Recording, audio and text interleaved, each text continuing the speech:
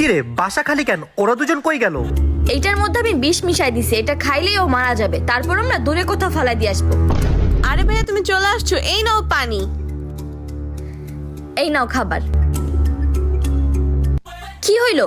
না পানি খাইছো না খাবার খাইছো? আচ্ছা নাও এই কোকটা খেয়ে নাও।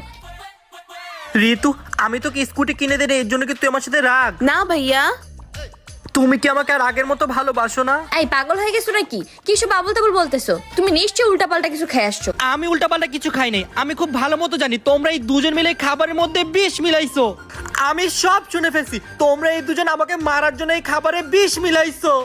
আরে আমার পাগল জামাই, আমরা ওই ইঁদুর মারার প্ল্যান করতেছিলাম। শুনোনি তো, এই খাবারের মধ্যে আমি ইঁদুর মারার ওষুধ মিশাই দিছি। এটা খাইলে ইঁদুর মারা যাবে, তারপর আমরা ডাস্টবিনে ফালাই দিব।